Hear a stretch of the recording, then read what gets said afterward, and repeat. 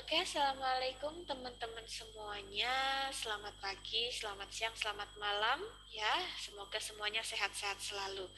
Ya, karena kali ini kita ketemunya dalam video tutorial ya. Jadi teman-teman bisa membuka video ini kapanpun, dimanapun, saat ingin belajar ya. Silakan dengarkan penjelasan dari video ini sembari ditemani modulnya atau sumber bahan bacaan lainnya. Oke teman-teman, kali ini kita akan belajar pembentukan persekutuan. Nanti teman-teman Ibu akan jelaskan dulu apa sih yang dimaksud persekutuan, ya, kemudian apa saja karakteristiknya dan apa saja persyaratannya. Selanjutnya teman-teman akan belajar terkait pencatatan akuntansinya. Jadi mungkin kalau dirangkum pokok bahasan kita akan membahas terkait bentuk-bentuk persekutuan, kemudian perjanjian dalam persekutuan, dan akuntansi pendirian persekutuan. Oke, persekutuan partnership ya, menurut tenaga ahli ya, persekutuan merupakan suatu gabungan atau asosiasi dari dua individu atau lebih untuk memiliki dan menyelenggarakan suatu usaha secara bersama-sama dengan tujuan untuk memperoleh laba. Nah, teman-teman di sini mungkin ada kata-kata yang Ibu bold ya, yang Ibu tebalkan ini memiliki poin-poin arti tersendiri. Yang pertama kita lihat ya, asosiasi yaitu dari dua individu atau lebih ya, yang jelas kalau persekutuan itu tidak sendirian ya teman-teman, sedih banget kalau sendirian ya. Jadi ini dua individu atau lebih ya, untuk memiliki. Nah, bagaimana cara memiliki? Cara memiliki sebuah persekutuan berarti dengan menyetorkan modal seperti itu. Dengan menyetorkan modal, teman-teman berhak punya kepemilikan terhadap persekutuan tersebut ya. Setelah setor modal ya, ya statusnya memiliki, lanjut untuk menyelenggarakan. Menyelenggarakan tuh ya apa ya namanya, usaha setiap harinya ya, operasionalnya juga diurus dan sebagainya, itu namanya menyelenggarakan ya. Nah, usaha tersebut adalah usaha secara bersama-sama dan tujuannya untuk memperoleh laba ya. Pastinya kurang lebih memperoleh laba lah ya teman-teman. Umumnya kecuali perusahaan tersebut non profit ya, tapi rata-rata orang bersekutu, setor modal bareng-bareng seperti itu, kemudian menjalankan operasionalnya biasanya punya tujuan goals yaitu memperoleh laba. Selanjutnya untuk karakteristik partnership ya, kira-kira ada 5 di sini. Yang pertama ada mutual agency ya, mutual agency dalam arti setiap sekutu itu mewakili sekutu lainnya ya. Jadi ibaratnya sudah tidak ada aku dan kamu, tapi itu kita ya. Ya, jadi udah atas nama atau mewakili satu sama lain dalam suatu persekutuan tersebut ya. Jadi nggak bisa melakukan sesuai kehendak sendiri-sendiri seperti itu. Ya, ada mutual agency di situ. Kemudian limited life ya, sifatnya partnership itu biasanya sebuah perjanjian yang memiliki umur ya, umurnya terbatas ya. Jadi bisa 5 tahun, entah 10 tahun, entah 15 tahun ya. Jadi ada masa kadaluarsanya ya, ada jangka waktu berlakunya seperti itu ya. Itu limited life. Yang ketiga ada unlimited liability ya.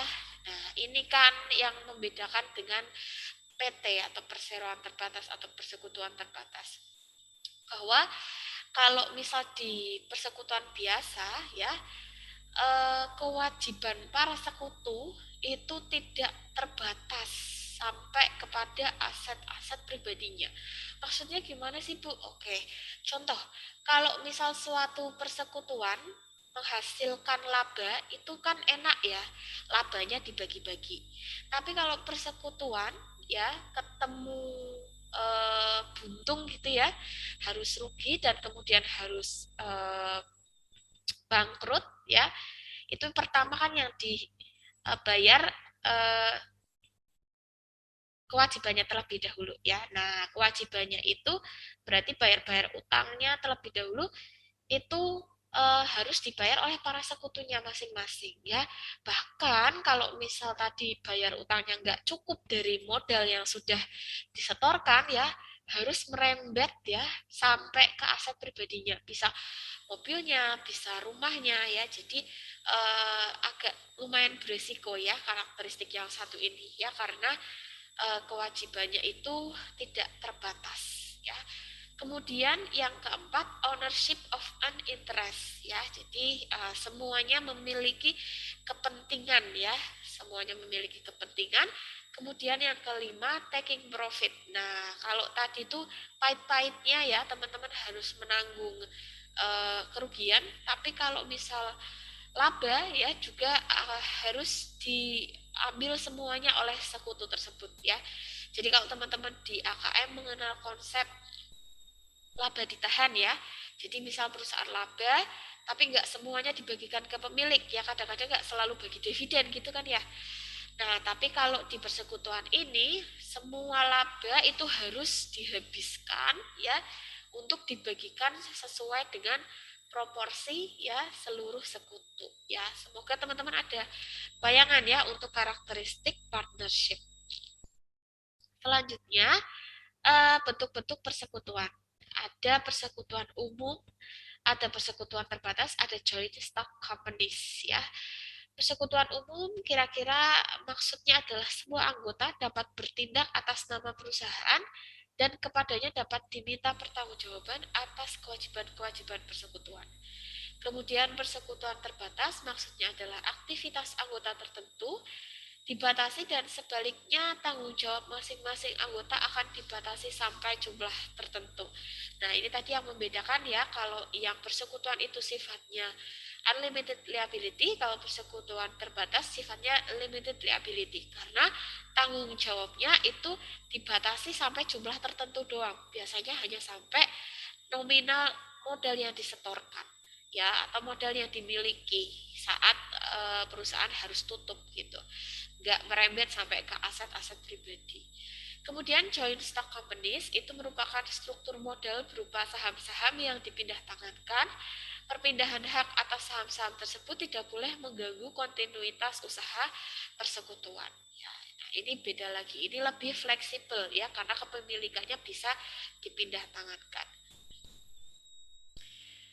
Nah, ngomong-ngomong terkait perjanjian partnership atau persekutuan, tentunya harus dijelaskan sejelas-jelasnya, segamblang-gamblangnya terkait apa saja ya yang perlu disepakati bersama. Ya, diantaranya ada yang pertama, nominal investasi, kemudian ada hak dan kewajiban sekutu, ya. Yang ketiga, buku catatan dan laporan keuangan. Apabila salah satu sekutu sudah pernah menjalankan usaha atau punya perusahaan, boleh harus malahan ya mencantumkan buku catatan dan laporan keuangan. Kemudian yang keempat, pembagian keuntungan. Yang kelima, pembebanan dan imbal jasa tertentu ya. Jadi tadi kalau misal salah satu sekutu itu mungkin ada yang aktif, ada yang pasif ya. Sekutu aktif berarti menjalankan ya, kayak misal manajer harus standby di kantor gitu ya. Kalau pasif ya hanya setor modal. Nah, itu harus jelas ya pembebanannya bagaimana. Dan imbal jasa tertentunya juga bagaimana. Biasanya berbentuk biaya gaji. Kalau yang standby sebagai sekutu aktif dapat biaya gaji. Kalau yang pasif ya belum tentu dapat biaya gaji seperti itu. Ya. Nah, untuk penarikan kembali modal yang disetor, ini juga harus dinyatakan ya, teman-teman. Jangan sampai salah satu sekutu tuh tiba-tiba menarik modalnya secara keseluruhan ya. Wah, itu berarti CV-nya atau firmanya nanti bisa gonjang-ganjing ya, ibaratnya ya, bisa goyah, karena kalau sekaligus ditarik sebanyak itu operasional pasti terganggu. Jadi penarikan kembali modal atau prive harus dibatasi ya, di apa, di statementkan. Misal Prive hanya maksimal 10% dari modal yang disetor setiap tahunnya. Nah, misal seperti itu. Ya, supaya menjaga modal itu tidak goyah seperti itu, teman-teman. Selanjutnya ada asuransi jiwa kematian salah satu anggota ya. Jadi harus ada dokumen juga terkait asuransi jiwa. Karena apa? Karena tadi ingat ya teman-teman, pertanggungjawaban partnership ini bisa sampai pada kewajiban pada aset pribadi ya. Jadi asuransi jiwa pun nanti perlu ditampilkan di situ karena asuransi jiwa salah satunya nanti kan ada uang pertanggungjawaban ya ketika salah satu sekutu tersebut meninggal. Nah, jadi apakah uang pertanggungjawaban tersebut uh, harus disetorkan juga ya untuk nutup kerugian juga atau enggak. Nah, semuanya harus disepakati terlebih dahulu. Selanjutnya ada penyelesaian apabila ada perselisihan. Ya, jadi nanti kalau ada perselisihan ya dalam berusaha bareng pastinya kadang ada selek-selek gitu ya teman-teman. Nah, kalau misal konflik seperti itu apakah akan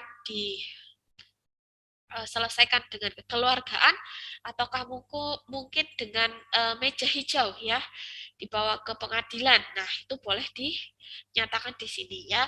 Untuk amannya sih ya teman-teman selalu libatkan ya kayak libatkan pengadilan seperti itu. Dalam arti karena kita kan apa ya berjaga-jaga, siapa tahu konfliknya itu konflik yang serius ya, perkara uang tuh biasanya perlu kita minta lembaga hukum supaya lebih adil untuk menentukan keputusan seperti itu teman-teman. Nah, dari ke berapa ini? 1, 2, 3, 4, 5, 6, 7, 8. Dari 8 ini teman-teman pastinya semuanya penting, tetapi nanti teman-teman akan belajar banyak nih di bagian pembagian keuntungan ya. Nah, karena pembagian keuntungan ini tidak bisa sembarangan ya, tapi harus disepakati berdasarkan proporsional dari modal yang kita setor. Oke, Ibu lanjutkan dulu. Teman-teman saat mendirikan persekutuan kita perlu mencatat hal-hal penting ya. Jadi salah satunya adalah mencatat ketika semua anggota baru eh, menyetorkan modal, tapi semuanya nih sifatnya anggota-anggota yang newbie gitu ya, baru. Nah, ada juga yang campuran anggota baru dan lama. Anggotanya ada yang baru, newbie, ada yang lama. Lama dalam arti sudah berpengalaman, sudah punya usaha seperti itu. Ya, kemudian teman-teman nanti akan tahu bagaimana pembagian laba ruginya. Oke, kita lihat pada 1 Januari 2019, Tuan Arya, Nona Dewi, dan Tuan Dimas sepakat mendirikan firma Bejo. Buatlah pencatatan atas data berikut. Oke, kita lihat ya teman-teman. Ini ada Arya, Dewi, dan Dimas. Setor modal ya, ada yang berbentuk kas, persediaan, perlengkapan, peralatan. Coba kita tengok ya, masing-masingnya itu punya total berapa. Nah, sekitar Tuan Arya ini 150 juta ya. Untuk Nona Dewi sekitar 150 juta juga. Nah, Tuan Dimas nih walaupun semua elemen dia setorkan, tapi kita harus ngitung dulu berapa. Nah, ternyata Dimas ini hanya setor 100 juta rupiah ya. Oke. Nah, teman-teman harus mencatat masing-masing setoran anggota tersebut ya. Jadi masih mudah ini ya teman-teman, asal teman-teman apa ya namanya bisa mendefinisikan, mengidentifikasikan berapa setorannya ya dalam tabel seperti ini. Karena kan soalnya tidak selalu berbentuk tabel seperti ini, tapi bisa jadi kalimat gitu ya. Nah, teman-teman nanti identifikasikan setorannya Arya itu apa aja ya. Arya di sini setor kas, perlengkapan dan peralatan. Oke, kita catat ya. Kasnya 100 juta, perlengkapan 15 juta, peralatan 35 juta ya pada modal Tuan Arya sebesar 150 juta yaitu jumlahnya ya.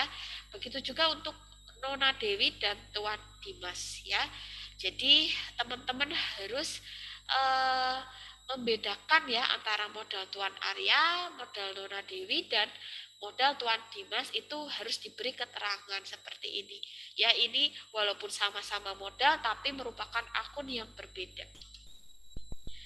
Nah, oke, setelah tadi kita catat ya akuntansinya, kita sudah punya neraca awal bagi firma Bejo ya. Kasnya sebesar 125 juta. Dari mana? Nah, kita lihat ya di kasnya tadi debit 100 juta, ada lagi debit lagi 25 juta. Kayak teman-teman ngitung neraca saldo ya. Nah, jadi kita harus tarik lagi dari saldonya berapa, kemudian jurnalnya berapa. Nah, di sini hasil akhirnya neraca awal firma Bejo, kasnya 125 juta, persediaan 120 juta, perlengkapan 25 juta, peralatan 130 juta, dengan total aktiva 400 juta rupiah. Dan di sisi pasifa semuanya baru berisi modal-modalnya sekutu ya. Ada Arya Dewi dan Dimas juga totalnya 400 juta. Berarti valid ya, ini dua-duanya seimbang. Oke, nah itu kalau tadi semuanya baru. Kalau misal ada yang anggota lama ya, sudah berpengalaman, sudah punya usaha, itu bagaimana ya? Nah, yang akan membedakan berarti teman-teman harus melakukan penilaian kembali aktiva atau kekayaan milik sekutu yang sudah memiliki usaha. Kemudian setelah penilaian kembali, teman-teman mencatat setoran dari sekutu yang sebelumnya belum memiliki usaha. Ya kayak tadi, kayak kita nyatet setorannya Arya, Dewi, dan Dimas ya. Nah, kemudian yang ketiga menyusun neraca awal firma. Ya sama juga tadi seperti firma Bejo ya, nanti juga eh, persekutuan campuran ini ya harus punya neraca awal. Selanjutnya, terdapat dua metode pencatatan yang teman-teman perlu ketahui. Yang pertama ada melanjutkan buku perusahaan lama, yang pertama melanjutkan buku perusahaan lama, yang kedua membuka buku baru tersendiri. Oke, untuk yang pertama ya, contoh yang pertama melanjutkan pembukuan perusahaan lama. Ya, jadi ini pada tanggal 31 Desember 2018, Andi, Budi, Cynthia, dan Dinda bersepakat untuk mendirikan firma yang bergerak di bidang perdagangan handphone.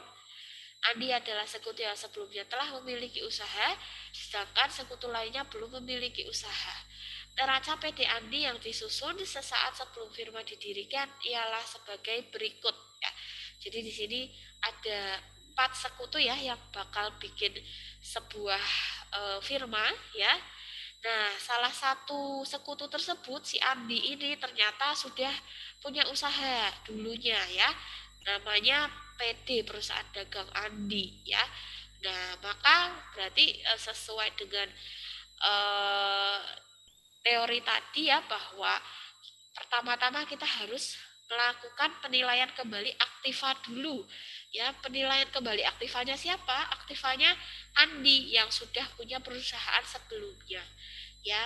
Nah, di sini dilampirkan ya neraca dari PD Andi ya, teman-teman simak terus. Nah, di sini kalau tabel ini sih hanya mencantumkan setoran-setoran para sekutu baru ya. Nah, selain itu, karena kita harus melakukan penilaian kembali, tentunya ada statement-statement pernyataan penyesuaian seperti di bawah ini, teman-teman ya. Yang pertama nih, ada uang kas yang ada pada PD Andi seluruhnya diambil oleh Andi ya.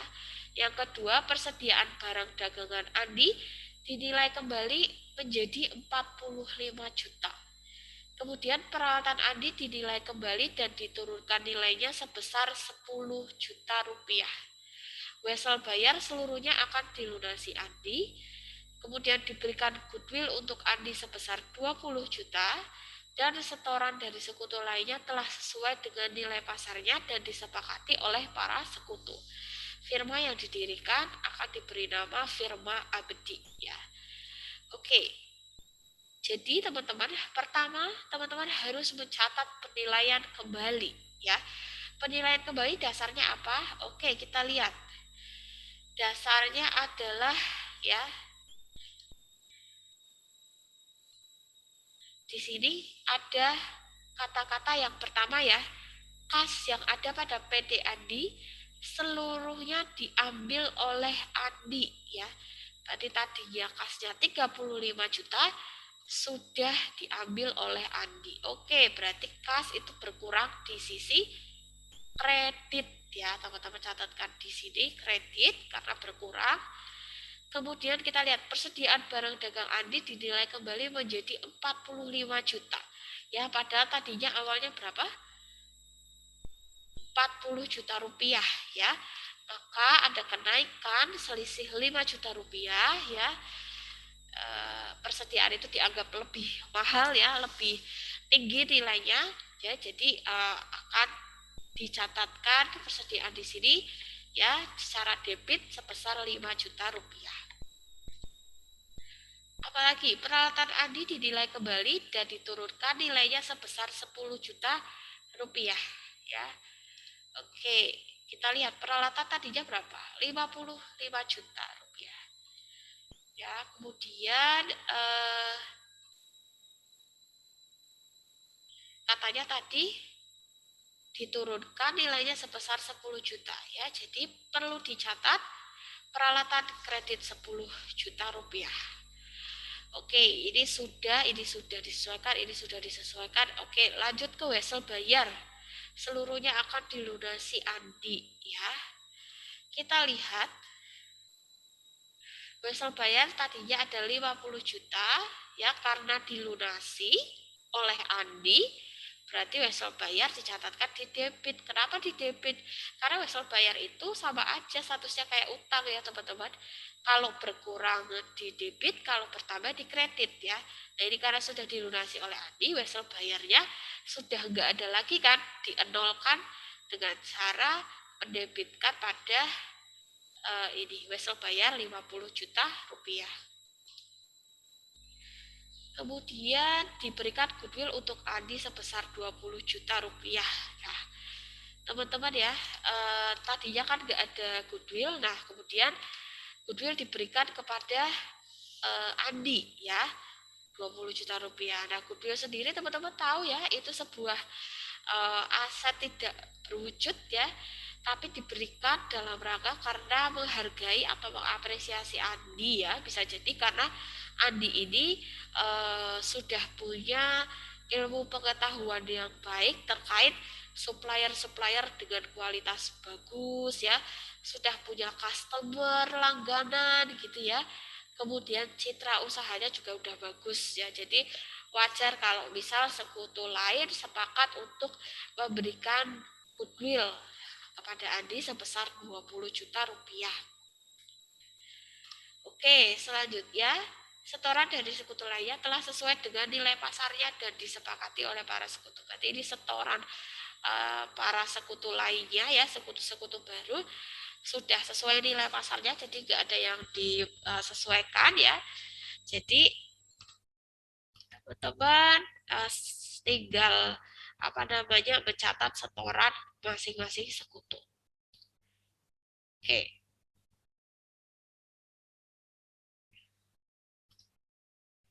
Kemudian di sini akan ada neraca awal atau baru ya buat firma Abdi. Ya, dari pertama kasnya ada 125 juta. Kira-kira dari mana 125 juta? Pertama teman-teman berangkat pada neraca awal ya di sini. Kan ini 35 juta. Terus di sini ada statement bahwa kasnya itu 35 juta tadi seluruhnya sudah diambil oleh Andi. Ya. Nah, kemudian kalau sudah diambil gitu kan berarti 0 ya.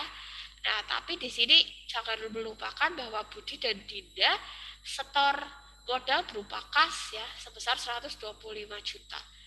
Jadi teman-teman di sini akan dapatkan kasnya 125 juta rupiah ya. Nah, pokoknya level cara step-step ya, teman-teman perlu melihat dulu neraca yang awal ya dari PDAD ini, kemudian jurnal sesuaiannya ya, dan kemudian teman-teman bisa dapatkan saldonya di sini ya teman-teman. Jadi teman-teman harus jeli ya teman-teman, apa yang teman-teman catatkan di neraca mula-mula ya, kemudian bagaimana jurnalnya nanti dihitung saldo akhirnya seperti itu. Jadi kalau berdasarkan tadi yang dihitung ya, total aktiva 530 juta, total pasifanya 530 juta juga ya, karena di sini ya katakan modal Andi itu 100 juta ya. Dari mana 100 juta? Dari modal mula-mula Andi 70 juta ditambah modal Andi di sini ya dicatat 30 juta. 30 juta dari mana? Dari penyesuaian ya, maksudnya kanan kiri kan harus balance ya. Tadi penyesuaian sudah dilakukan semua, persediaan vessel goodwill, peralatan kas. Nah, di sini modal Andi tambah 30 juta rupiah gitu ya teman-teman.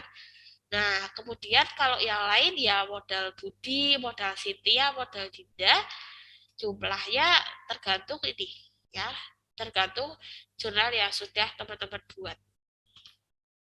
Jadi total aktiva dan pasifa 530 juta rupiah. Oke, itu tadi apabila pembukuannya melanjutkan pembukuan PD Andi gitu ya teman-teman. Tetapi kalau misal kasusnya membuka buku baru tersendiri, jadi akan lebih banyak jurnal yang perlu dicatat.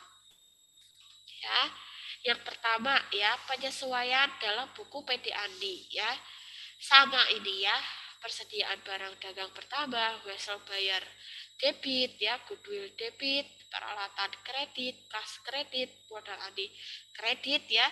Nah, tapi juga harus menutup buku rekening-rekening terlebih dahulu ya, yang nggak kena dampak itu ditutup terlebih dahulu ya. Contoh hutang usaha 30 juta ya, kemudian piutang dagangnya 15 juta, persediaan 45 juta, perlengkapan 5 juta, peralatan 45 juta. Ini angka-angka yang didapatkan dari neraca awal, paling awal PD Andi. Nah, ini yang ditutup terlebih dahulu semuanya. Ya. Oke. Kemudian yang ketiga pencatatan setoran Tuan Andi dalam buku firma. Ya, kemudian kita akan catat di sini piutang dagangnya 15 juta, persediaan barang dagangnya 45 juta, perlengkapan 5 juta, peralatan 45 juta, goodwill 20 juta, hutang dagangnya 30 juta, dan modal Andi 100 juta rupiah. Ya, gitu. Nah, ini karena apa? Jadi pertama ya itu disesuaikan teman-teman. Yang kedua, menutup buku-buku rekening yang ada di neraca PD Andi ya. Setelah itu, setelah ditutup seperti ini ya, kita catat setoran Tuan Andi ya. Setoran Tuan Andi ibaratnya seolah-olah dia itu sekutu baru gitu ya, teman-teman. Nah, kita catat setorannya seperti ini ya, piutang dagang, kemudian persediaan barang dagangnya ya, kemudian perlengkapannya, peralatannya, dan goodwillnya seperti itu ya, hutang dagangnya juga, dan modal Andi yang sudah tadi dihitung ya, dari 70 tambah 30 jadi 100 juta rupiah ya. Ini hanya menutup doang ya, menutup dalam arti 80 di sini adalah mengadjust, membalancekan dari debit dan kredit yang ada ya. Jadi tidak masalah, ini tidak akan berkesinambungan gitu ya teman-teman gitu. Selanjutnya pencatat setoran Budi, Dinda, dan Cynthia ya, itu apa adanya aja sesuai yang ada di tabel. Mungkin paling gampang ya kalau mencatat sekutu baru ya. Nah, sehingga kita dapatkan neraca ya atas buku baru tersendiri ya. Ada kas, piutang dagang, persediaan, perlengkapan peralatan goodwill itu jumlahnya 530 juta dan total pasifnya juga 530 juta. Sama ya teman-teman, neraca dalam metode buka buku baru tersendiri ya ataupun melanjutkan buku lama itu sama total aktiva dan pasifanya. Yang membedakan hanya teman-teman perlu membuat jurnal tambahan ya, yaitu selain penyesuaian ada penutupan buku rekening dan pencatatan setoran Tuan Andi ya. Gitu. Kalau tadi kan hanya menyesuaikan dan itu dikatakan sudah termasuk include setoran Tuan Andi gitu ya. Nah, kalau di sini itu dibedakan. Ditutup dulu semuanya bukunya, kemudian menutup buku rekening dan membuat seolah-olah itu baru menjadi setorannya Tuan Andi dalam persekutuan tersebut. Oke. Nah, mungkin sampai situ dulu untuk yang part pertama. Ya, Ibu akan akhiri di sini terlebih dahulu untuk yang part pertama. Selanjutnya Ibu juga akan memberikan video tutorial. Ya, simak saja terus teman-teman. Oke, semoga teman-teman bisa mengerti apa yang Ibu jelaskan pada kali ini ya. Kalau misal belum mengerti, teman-teman monggo bisa ulang videonya dan juga bisa cetak atau simak PPT-nya juga ya gitu. Jadi lebih enak kan kalau misal lihat modul PP atau PPT sembari melihat video ya, bisa di pause gitu kan ya. Oke, jadi itu dulu dari Ibu untuk part pertama pembentukan persekutuan. Sampai jumpa di edisi selanjutnya. Terima kasih.